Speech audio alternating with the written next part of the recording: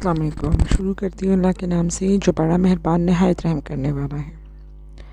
जी तो नाज़रीन, उम्मीद करती हूँ आप सब खैरियत से होंगे और इस दुआ के साथ स्टोरी का स्टार्ट लेंगे कि अल्लाह ताला हम सबको अपनी अमान में रखें, बुरे वक्त और बुरी खैरी से महफूज फरमाए, आमीन।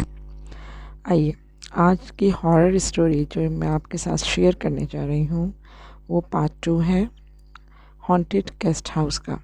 पार्ट 1 मैं शेयर कर चुकी हूँ। तो आइए स्टोरी का स्टार्ट लेते हैं। मेरी सिस्टर्स और कज़न्स ने कहा कि नहीं, तुम्हारा वहम होगा, ऐसा कुछ भी नहीं है, और चलो आओ, हमारे कज़न्स हमें बुला रहे हैं और वो नीचे सब हमारा वेट कर रहे हैं कि मौसम बहुत अच्छा हो रहा है। और वो सारे जो हैं वो लॉन में ही बैठे हुए थे, तो उन्होंने हमें भी आवाज़ दी है, तो हम तुम्हारा ही इंतज़ार कर रहे थे कि चलो आओ चलें। और हम सारी कज़न जो हैं मिलकर नीचे लॉन में आ गए। मैंने अपने आप को नॉर्मल कर लिया और हम नीचे की तरफ आ गए। वहाँ सब हमारे कज़न्स और उनकी हमारे एक कज़न्स थे, वो मैरिड थे, उनका नाम आसिम था। तो आसिम भाई और उनकी वाइफ भी नीचे बैठे थे और सारे और मेरे जो कज़न्स थे, कोई 15 साल का, कोई 18 साल का, कोई 12 साल के, सब यानी हमारे पप्पू चचा और मामू के बच्चे जो हैं वो सब नीचे ही बैठे हुए थे। कोई कुल मिला के जो है हम लोग 8-10 लोग थे और बड़े भी हमारे बैठे थे। एक तरफ वो लोग चाय चल रही थी और हम लोग जो है बैठ के जो है प्लान बना रहे थे कि अभी हम यहाँ बैठ के जो है लूडो भी खेलेंगे और साथ जो है हम गपशप भी लगाएंगे। तो हम सारे कज़न्स जो हैं बाहर बैठ गए और गैदरिंग जो है बड़ी अच्छी चल रही थी और सब अपनी अपनी जगह पे गपशप लगा रहे थे। आधे घंटे बाद बड़े तो उठ के चले गए। उन्होंने बोला भाई आप लोग भी बस जल्दी है, सो जाओ, फिर सुबह हमने जो है निकलना भी होगा। हमने आगे की तरफ नॉर्दर्न एरियाज़ में जाना था। मरी के बाद हमारा प्रोग्राम था कि यहाँ से हम काका नारान होते हुए गिलगित की तरफ जाएंगे और हुंजा भी। प्लान तो यही था।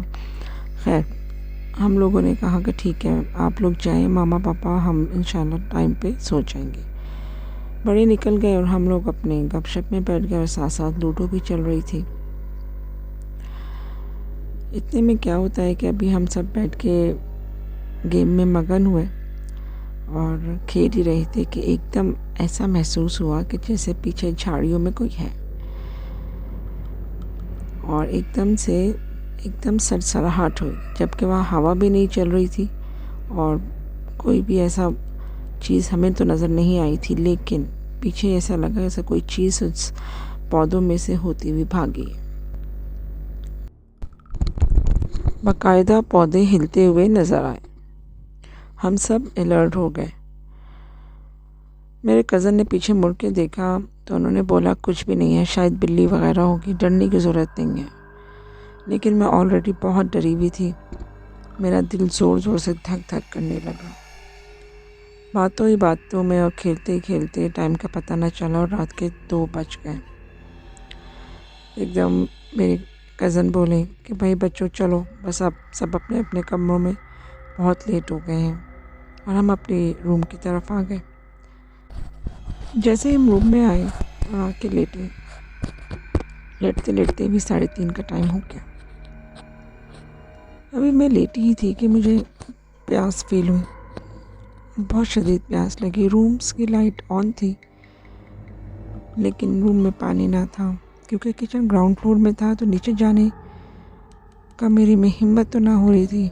लेकिन मैंने हिम्मत की और अपनी कज़न को आवाज़ दी कि प्लीज़ उठो, आओ नीचे से पानी लेकर आते हैं, मुझे शदीद प्यास लग रही है। कज़न जो अभी सोने की तैयारी कर रही थी, कहती उसने बोला कि ठीक है आ जाओ चलते हैं, लेकिन मैं डर रही थी। उसने कहा कुछ नहीं होता, आ जाओ जल्दी से ले आते हैं। फिर हम दोनों नीचे की तरफ चल पड़े और आप यकीन करें कि जो ये गेस्ट हाउस था दिन को इंतहाई खूबसूरत लगता था और रात को इतना ही खौफनाक कि वहशत होती थी। हम नीचे की तरफ आए तो सारी लाइटें ऑफ थी, बस गैलरी की लाइट ऑन थी।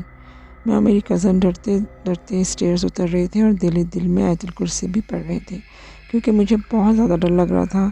कज़न तो फिर भी थोड़ी जो है रिलैक्स थी, लेकिन मैं ऑलरेडी मेरे साथ एक हादसा हो चुका था, तो मैं तो बहुत ही डर रही थी।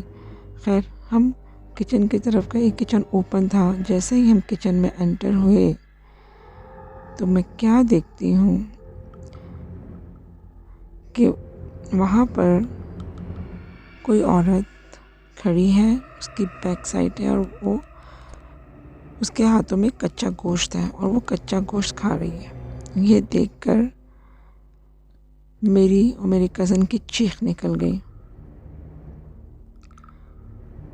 और एकदम हम ऊपर की तरफ भागे और हमें ऐसा लगा कि वो औरत ने उसे हमें हमें देखा और गुर्राने की आवाज़ आई और वो हमारे पीछे ही आई। उसके कदमों की आवाज़ आ रही थी।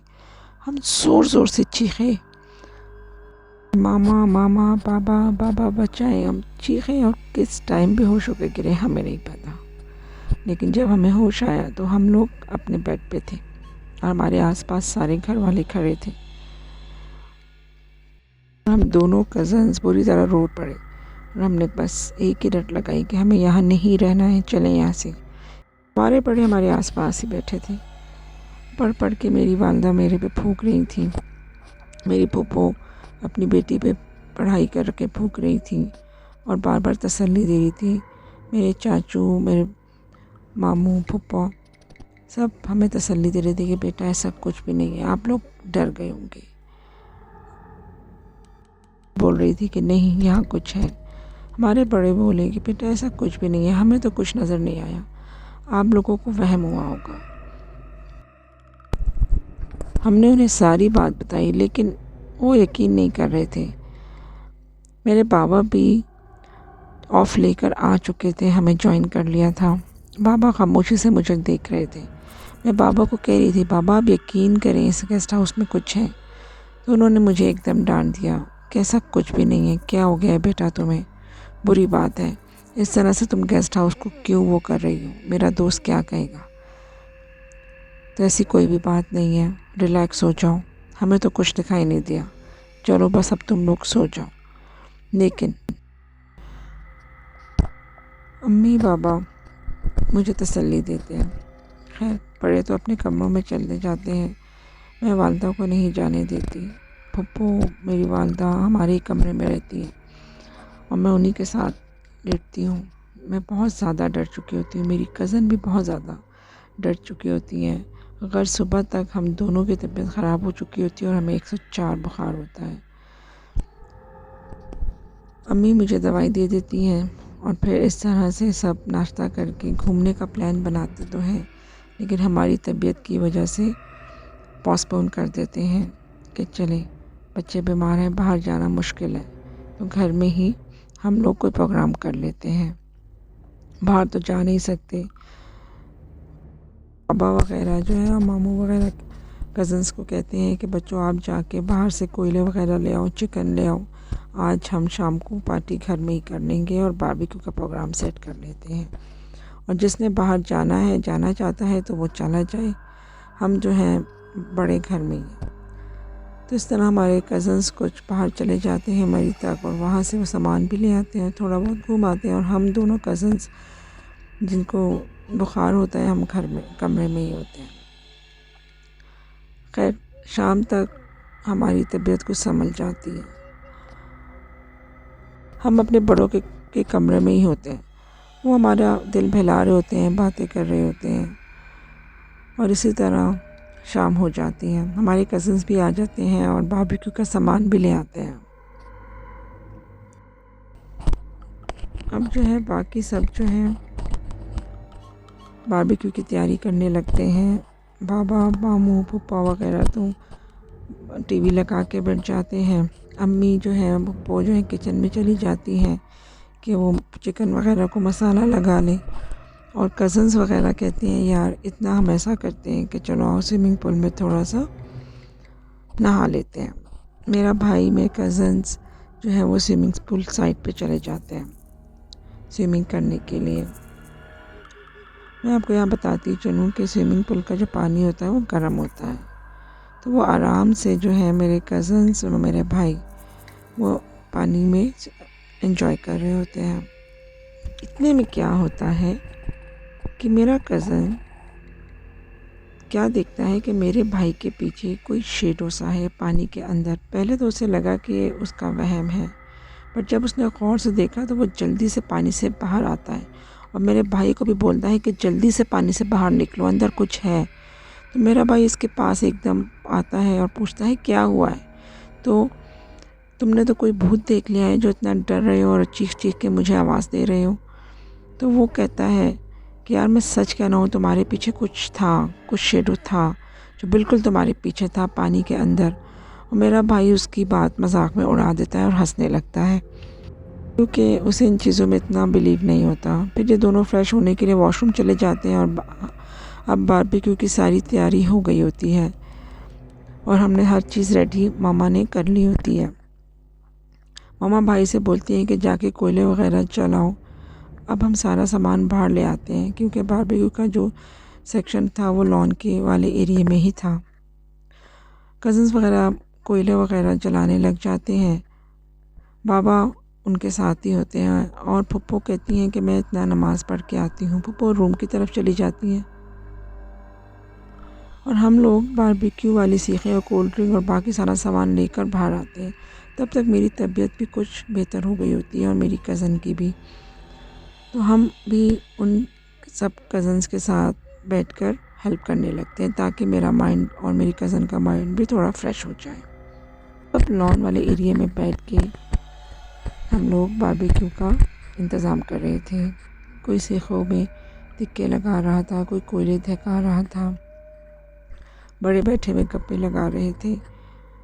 कि इतने में क्या होता है, फुप्पो जो अंदर नमाज़ पढ़ने के लिए गई होती हैं उनकी चीखें सुनाई देती हैं, जो कि फार्म हाउस की बैक साइड पे बने सर्वेंट क्वार्टर की तरफ से आती हैं।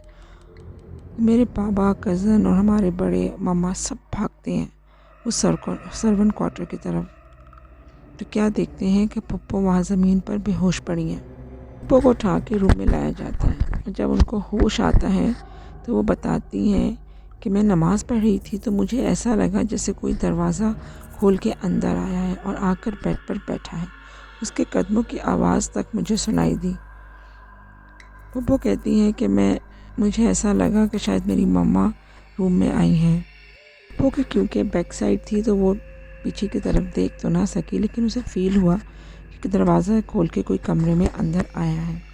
वो देख तो ना सकती थी। खैर उन्होंने नमाज़ ख़त्म की और सलाम फेरा और पीछे मुड़ के देखा तो पीछे कोई भी ना था। रूम का दरवाज़ा भी खुला हुआ था।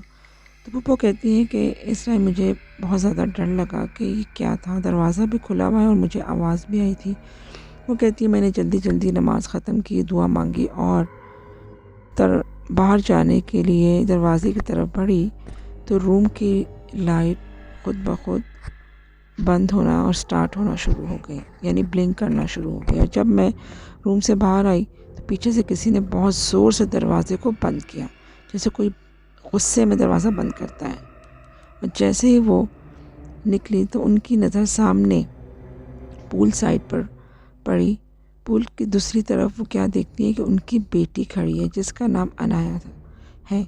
तो वो उसको आवाज़ देने लगती हैं, मगर वो कोई जवाब नहीं देती। वो आवाज़ देती है अनाया बेटा तुम वहाँ क्या कर रही हो।